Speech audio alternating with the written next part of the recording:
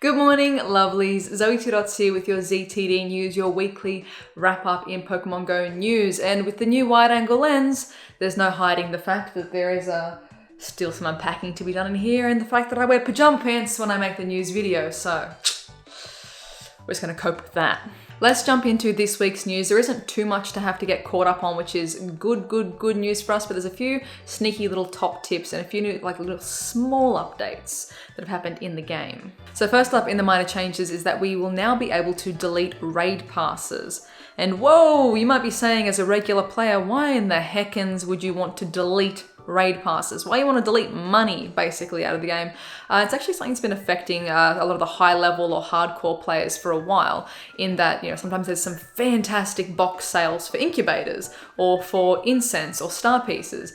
But within those boxes, there's been a high number of raid passes. And if these people are only buying specifically for incubators, star pieces, things like that, the raid passes stack up. Some people having up to 1,000 raid passes there that they just physically can't use, can't get through. Even if they are playing at a high level and raiding daily and things like that, they just can't shift that quantity of raid passes, which might sound insane to people who just play casually or just play, you know, the regular probably amount of Pokemon Go. But the fact that we could not manually delete them ourselves, people had to email Niantic, say, yes, please delete this many raid passes, get them to do it through a support ticket, all that kind of jazz. But you can now delete your own raid passes, so keep that in mind, guys, in case you do accidentally tap that and you don't wish to do that. If you delete your raid passes, you cannot get them back. Full stop. If you're someone who needs to clear them for space, maybe do it in little chunks to make sure you know how much you want to get rid of if you really do want to delete those raid passes. But if you're someone who's just playing the game casually, know that you can now do that, and don't do that if you don't want to do that. So yeah. Raid passes now deletable. As ongoing bonuses in the game right now as well, we have got the Detective Pikachu event running in game. So you should be seeing things spawn in game, such as like Aipom, shiny Aipom's now available in the game. Lots of Aipom spawning everywhere. Also spawning en masse is going to be Psyduck, Snubble, Cubone as well, or another 3 potential shinies there. I got lucky and got myself a shiny Psyduck yesterday on stream, which is pretty exciting. Flareon, Charizard, a whole bunch of others have been spawning in the wild too, which is pretty cool to get some second stage evolutions in the wild and third stage evolutions with Charizard there. Amazing dust investment and just fun to see one in the wild again. So these bonuses are lasting until May 17th. So not too much longer, we've got a few more days to enjoy this. So it'll be May 18th, 6 a.m. for the Sydney time zone, May 17th, 1 p.m. for the San Francisco time zone. Don't forget as well, there is double XP for catching. So if you're not level 40 yet and you want to work towards that badge, you want to work towards that level, double XP for catching specifically. There's also a whole bunch of avatar items available in the game too. Little Detective Pikachu t-shirts, the little Detective Pikachu hat with the Pikachu ears, very cute. And they're all free in game as well, which they should be. It's basically free marketing for the movie. So free clothing items that are pretty cute. On the topic of Stardust and Detective Pikachu as well, there is a quest currently available that is basically to catch 2 Flareon, and it will reward you with an Arcanine. My hot tip for this is to, if you're willing to stack Pokemon in your research stack these Arcanine for Torchic Community Day, because on Torchic Com Day, there's going to be a 3 times catch Stardust bonus. So if you're not sure what stacking research is, basically if you have a research encounter, you encounter it, you can run away, you're not going to lose that Pokemon, but it will go into a 4th tab, which is your stack. I believe this stack only goes up to 100 Pokemon, and keep in mind it is not an intended feature, it is a byproduct of a previous bug. So keep in mind the stack is never a guaranteed thing. In the last few months there haven't really been too many issues with the stack, but don't stack anything you're not willing to lose long term. Basically you can stack up to 100 and you should be pretty well fine, especially if you're only stacking from Detective Pikachu Day to Community Day. You're probably not going to stack 100 things necessarily. But just keep that in mind when updates do roll out and things like that, there is always a chance that the stack could be lost. So don't stack shinies, don't stack anything like a hundo that you wouldn't risk losing. But if you want to take advantage of that Stardust, stack up a whole bunch of Arcanine, because they are a second stage evolution. You get more Stardust catching that anyway. Then plus catching it on Com Day, it's going to be 3 times on top of that, plus put a star piece on, rolling in it for Stardust. This is especially useful if you're attending a Go Fest and you intend to do special trades. Stock up on the dust now, because there will be expensive trades at Go Fest if you're doing regionals, doing shinies, all that jazz. Tied into the Detective Pikachu event as well, we have got Detective Pikachu spawning in-game through AR, through GO Snapshot.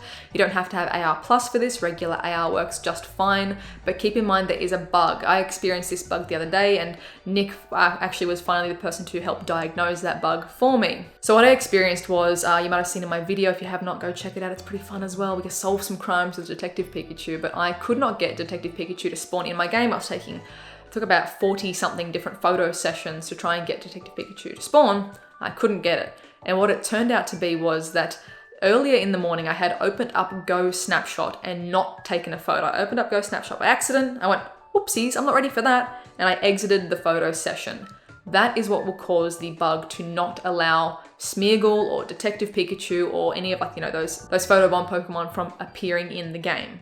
So if you've had that, if you accidentally open GO Snapshot, take the photo then, don't exit because you won't get that encounter. I believe Niantic is aware of this and they are working to address this bug in game. But if you've had, no luck with Smeargle, or some days you're like, why is my Smeargle not popping up? That might be why. So since then, I thankfully have caught myself my own Detective Pikachu. If you've been having issues with this, try and give it a whirl and see how you go. On the topic of Detective Pikachu as well, go see the movie. It's pretty wholesome. I went to go see it last night. No spoilers, don't worry, you don't have to click off. I will be doing a review early next week that will be half spoiler free, half spoiler. So, just to prep yourselves for that one. It's really, really fun. Basic storyline, like nothing too intense with the story. Like it's a fairly standard good guy versus bad guy plot. The humor is really well done in it. The visual effects are really, really nice. There's no scenes where I thought oh, that's gonna, actually, sorry, there's one scene. Only one scene in the whole movie that's all visual effects. And 3D modeling and things like that, and motion capture, where I was like, this one scene's gonna age poorly. The rest, really well done. Like the weight of the Pokemon felt good. Like I didn't feel like they was kind of floating through space. Like, there's really crappy, visual, digital assets in a movie, and you're like, oh my god, that's a poorly made creature or whatever it might be. Like they feel like they're in the world. It's really fun. Go enjoy yourself, treat yourself to a movie. And also on the theme of Detective Pikachu, I feel like this shirt's feeling pretty Detective Pikachu-y. So this is from our friends over at Shirt Punch. If you'd like to grab yourself this t-shirt as well, the link for this will be in the description as well. This isn't like a paid promotion-y thing. They just sent me out this shirt and I love it. If you want to scoop this one up, link is in the description. Up after that is that Yuxi, Azelf, and Meesprit, just a friendly little reminder that they will be here until the 27th of this month. So be sure to stock up if you need them for trades at GoFest, if you're traveling in the future, if maybe people coming to you or to your area, stack up on these bad boys. They are not rotating regionals as far as we know for now. So keep that in mind. Sneak a couple of raids in while you can, and fingers crossed that you do get some spicy IV ones too, if that's what you're looking for. Next weekend as well, we'll be having Torchic Community Day. So Shiny Torchic will be available in game. Pretty cute one. It's nothing too dramatic, but all 3 stages here. Nice shinies, they're not too bad. The thing that I'm most personally excited for is that there's gonna be the triple Stardust. I'm hyped for triple Stardust. I need to replenish my Stardust. My body's ready, my stack is ready. Give me that dust. But yeah, also gonna have a bit of a spicy challenge for the Shiny Torchic Community Day. So keep your eyes out for that video. You guys know that my time zone is lucky, I get it first. Lucky when we don't have bugs, but I'll be putting that one up as soon as physically possible with some high stakes on the line for this com day. And keep in mind for next community day as well for June, we don't know what Pokemon it's going to be yet, but I will be in Auckland in New Zealand. So I'm going to go visit mum and then come back down to Auckland for the community day before flying out for GoFest. So Auckland Com Day peeps, I've put a little poll up on Twitter, basically to help me decide between Silo Park and Takapuna. So if you guys would like to weigh in on that one, let me know on the Twitter poll. Another helpful little reminder as well, if you are someone who is attending GoFest and you need some hot tips for GoFest prep, peep the video up here. I did drop a fairly long one, but it's pretty comprehensive for tips and tricks and things that you might need to know for your first ever GoFest, or even if you just, you want to have a few more tips, be a bit more prepared for this year's GoFests. Check it out. And with that being said, it is time to get into the AR photo of the week. So if you'd like to have the chance to have your photo featured in ZTD News in the AR photo of the week, be sure to use the hashtag ZTD News on Instagram. So first up, we have got this Wurmple snap from Instinct Go Snap. Just really loved the teeny tiny placement of this Wurmple. The colors are very nice and complementary with those sneaky little red flowers in the background there as well. The beautiful like violety, lavendery, purple flowers in the front. Great placement, very sneaky. I don't like, sometimes it's just like, I don't know how you guys get these ones, but 10 out of 10. Thank you for submitting. Up after that is another bug with wonderful scale, and this one is from Dark Type Rises with Vespiquen.